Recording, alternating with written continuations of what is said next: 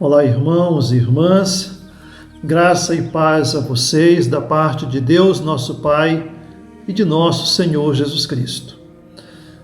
Eu sou César, sou o bispo coadjutor da Diocese Anglicana de São Paulo e agradeço ao meu colega, bispo Peixoto, por me convidar para compartilhar com vocês um momento de oração e de partilha sobre a espiritualidade. Agradeço também ao meu colega reverendo Gustavo e a toda a comissão organizadora do 34º Concílio da Diocese Anglicana do Recife. E quero iniciar este momento de partilha e oração com vocês com uma oração que encontra-se em nosso livro de oração comum, na página 495.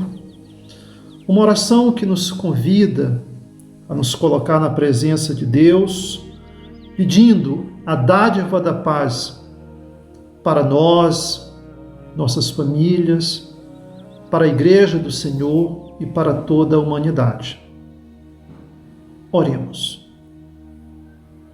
Ó Senhor Jesus Cristo, que disseste a teus apóstolos e apóstolas: a paz vos deixo, a minha paz vos dou. Não considere os nossos pecados, e sim a fé confessada por tua Igreja, e a ela concede a paz e a unidade, que se confirmam ao teu querer.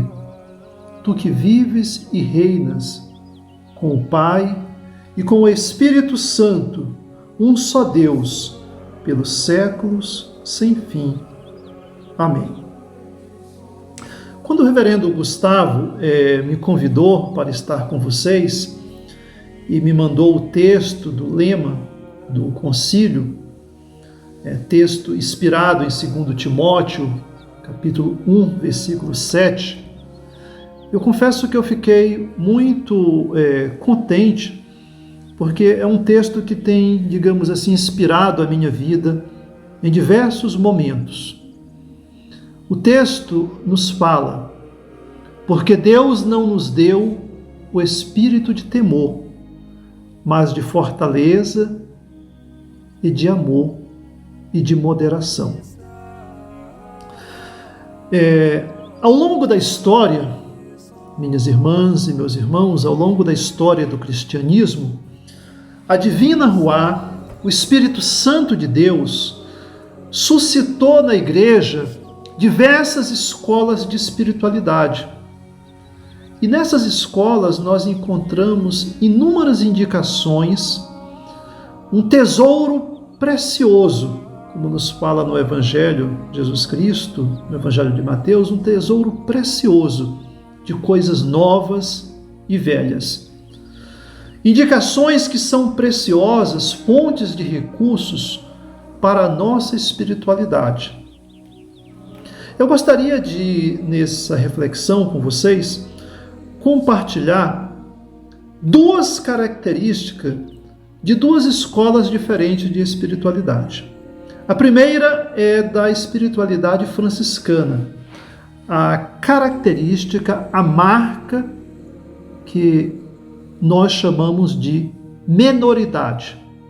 São Francisco, na sua regra, nos fala que ele chamou seus irmãos e irmãs para serem menores, para viver a vocação de irmãos e irmãs em fraternidade, mas como menores, menoridade. Em um mundo marcado por hierarquias, por poder, São Francisco nos chama para viver o Evangelho com este olhar de menoridade. E me vem à mente uma passagem do Evangelho de Lucas, no capítulo 12, onde o Senhor nos fala: não tenha medo, pequeno rebanho, pois foi do agrado do Pai dar-lhes o reino. Não tenham medo. Jesus dirige-se aos seus discípulos e discípulas, chamando-os de pequeno rebanho. Não é uma forma depreciativa, mas sim é uma forma carinhosa de olhar para eles e para elas. E sem dúvida, numericamente, eles eram um pequeno rebanho, mas queridos e amados por Deus. Jesus olha com imensa ternura para seus seguidores e seguidoras. E se é verdade que numericamente eles e elas eram um pequeno grupo, é sobretudo verdade que grande é a missão que o Senhor confia a eles. Jesus fala que aquele pequeno grupo deve ser fermento escondido na massa, luz no meio da escuridão, um punhado de sal que vai dar um novo sabor à vida.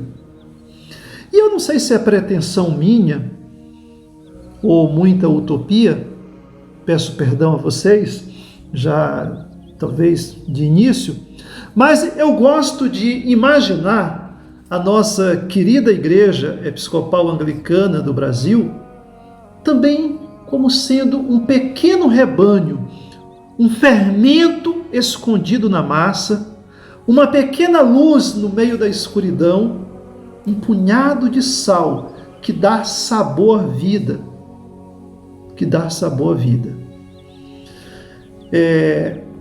Eu tive um bispo muito querido, um bispo que me recebeu na igreja em 1991, foi o bispo que me ordenou diácono, que me acompanhou durante a formação, me ordenou diácono, depois presbítero, o bispo Glauco.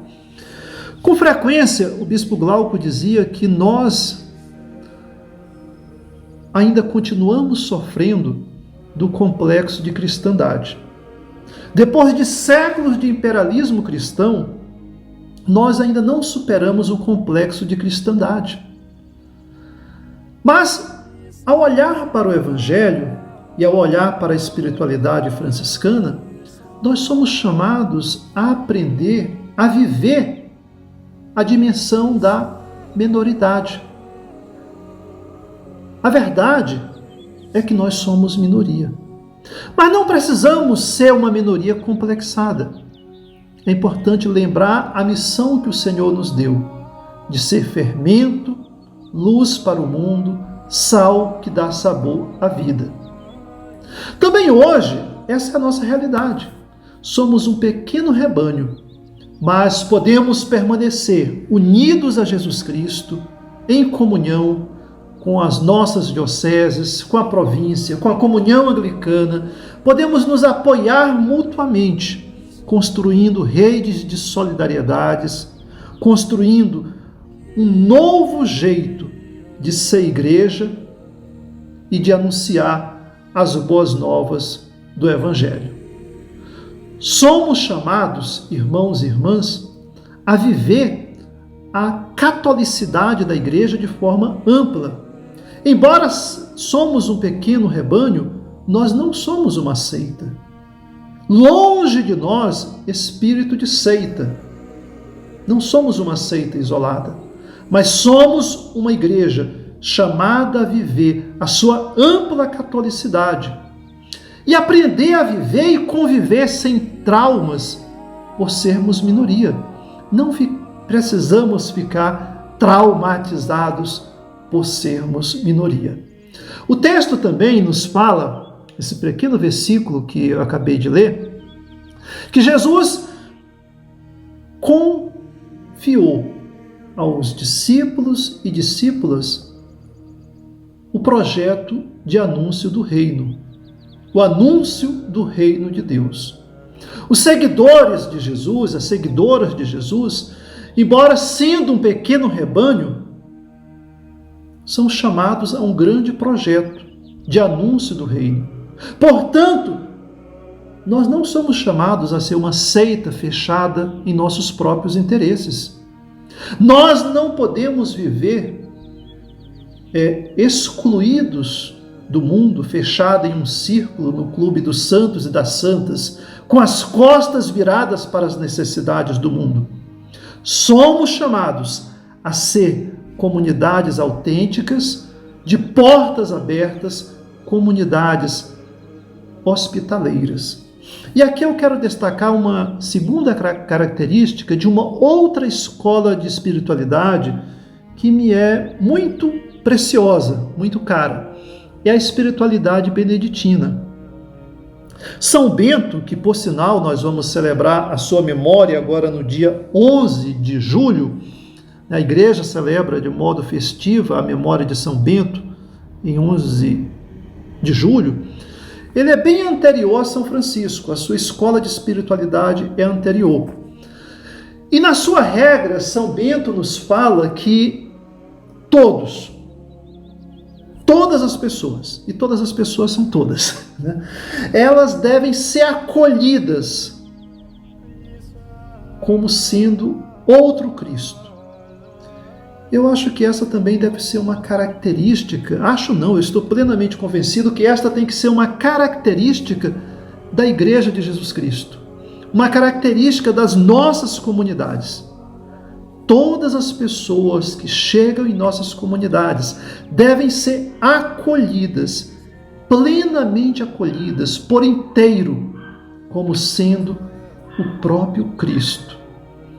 E São Bento também, na sua espiritualidade, trabalha com o conceito de estabilidade.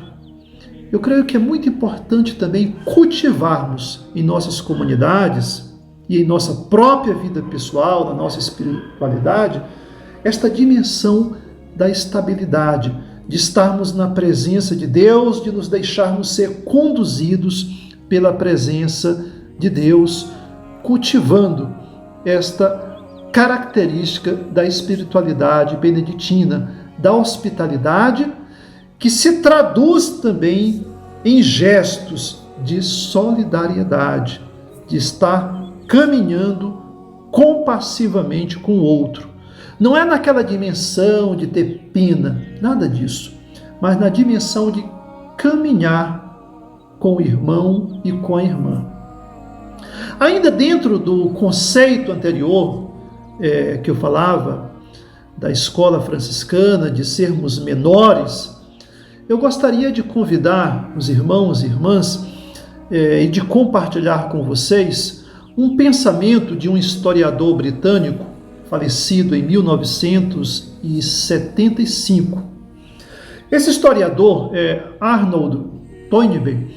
Em 1947, ele lançou uma obra, o título é Um Estudo da História. Depois foi reeditada, foi ampliada, ele pôs outros capítulos, né?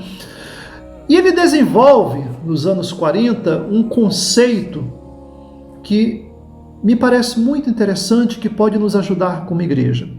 Ele desenvolveu um conceito que ele chama de minorias criativas. Em uma de suas obras, ele fala: em situações particularmente difíceis da história da humanidade, quem encontrou uma saída?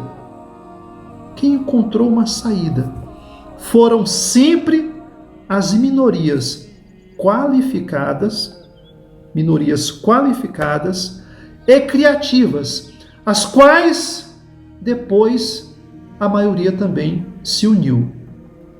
E nos anos 60, o reverendo Martin Luther King, em seu movimento pelos direitos civis, pela plena inclusão de todas as pessoas afrodescendentes, afro-americanas na vida da sociedade americana naqueles dias, ele faz uso deste conceito, e Luther King também diz: quase sempre foi uma minoria criativa e dedicada que fez o mundo melhor.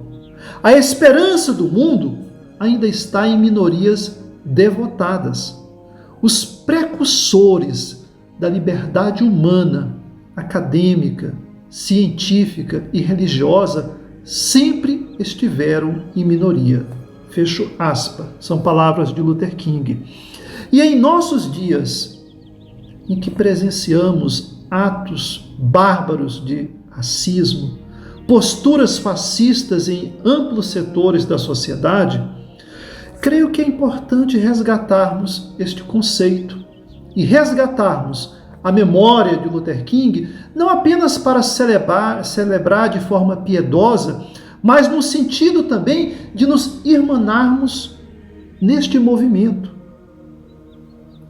como sendo também sal da terra, luz do mundo, fermento na massa, uma minoria criativa e com qualidade. Em anos recentes, um teólogo alemão, Walter Casper, tem, digamos assim, relançado esse conceito de minorias criativas, trazendo para a vida da igreja. Walter Casper nos diz: normalmente as minorias criativas determinam o futuro, e neste sentido a igreja deve compreender-se como uma minoria criativa, que tem uma herança de valores que não é algo do passado, mas uma realidade muito viva e atual. Infelizmente, esse conceito de minorias criativas tem, digamos assim, sido quase que sequestrado por alguns grupos conservadores e fundamentalistas. Assim como também no Brasil, alguns grupos de posturas fascistas têm sequestrado alguns símbolos nacionais e acham que aquele símbolo é deles. Como, por exemplo, a bandeira. Mas a bandeira é de todos nós. A bandeira do Brasil é de todos os brasileiros e de todas as brasileiras. Não pertence a um determinado grupo fascista. Jamais. Eu creio que este conceito também é defendido por Luther King, por Walter Casper e tantas outras pessoas, pode também nos ajudar em nossa compreensão de ser igreja do Senhor em terras aqui no Brasil, uma igreja que é minoria, mas que não é uma minoria frustrada, uma igreja que deve ser hospitaleira, e hospitaleira também no sentido de acolher a nossa cultura. Nós estamos no Nordeste do Brasil. Se é verdade que, por um lado, nós temos a nossa origem lá nas Ilhas Britânicas, sobretudo também é verdade que nós somos uma igreja brasileira e que devemos também estar abertos para acolher a cultura do nosso povo, a piedade popular do nosso povo, os valores da nossa gente e celebrarmos tudo isso com gratidão, com alegria, como dádivas preciosas de Deus. Voltando ao que nos diz o Walter Casper, ele nos fala: não são as maiorias, mas as minorias criativas que possuem identidade. Então isso é muito importante também, a dimensão da identidade. Que possuem identidade, que topam novos desafios, que se abrem a novos desafios e encontram soluções que podem ser adotadas por outros. Essa tese, irmãos e irmãs, de minorias criativas pode ter uma relevância para nós. Em 1989, eu não sei onde vocês estavam, mas naquela ocasião eu tinha 20 anos. Eu morava no interior de Minas Gerais e eu acompanhei, como eu acredito que muitas pessoas no mundo inteiro, todo o processo da demolição do Muro de Berlim. Aquilo começou, todo aquele movimento, e foi o mês de outubro, o mês de novembro, quando o muro caiu. Agora, uma coisa que poucas pessoas sabem no Ocidente é que na Alemanha Oriental, já no início dos anos 80, ou seja, o muro caiu em 89, mas no início dos anos 80, em muitas igrejas, as pessoas se reuniam em grupos de oração, grupos minoritários. Se reuniam às segundas-feiras à noite para orar pela paz. E foram estas mulheres e estes homens de fé, minorias criativas, minorias qualificadas, que foram fazendo a resistência, que foram semeando as sementes de uma cultura de paz, que foram semeando as sementes da solidariedade, e aquela semente foi se ampliando, foi se estendendo. Muitos daqueles protestos que depois se tornaram protestos de massa na Alemanha Oriental tiveram origem nestes pequenos grupos de oração, de pessoas pacíficas. Eu me recordo que há uns 2, 3 anos atrás eu li uma reportagem na BBC Brasil, onde uma pessoa da Alemanha, ela falava que aquilo era uma expressão da fé deles. Aqueles pequenos grupos de oração tinham iniciado suas atividades no início dos anos 80 como orações pacíficas. Não era um movimento de protesto, então a polícia não os proibiam. Embora no meio dos grupos de oração sempre tinha, segundo a reportagem, pessoas da polícia, do serviço secreto. Mas eles não podiam impedir porque, afinal de contas, as pessoas estavam orando pela paz. Mas eram momentos de encontro. E os encontros autênticos, nós sabemos que são sempre transformadores. Então, nesses momentos de encontro, sempre havia uma brecha para o diálogo, para o partilha, para nutrir os sonhos, para nutrir os sonhos. Para nutrir os sonhos. E como é importante nutrir os nossos sonhos em comunhão. Assim, aquela semente de paz daqueles grupos minoritários germinou. E com o apoio de outras pessoas, aquilo deu resultados. Eu não estou falando, e não quero fazer uma leitura simplista da história, de dizer que aquilo foi o único fator decisivo, não.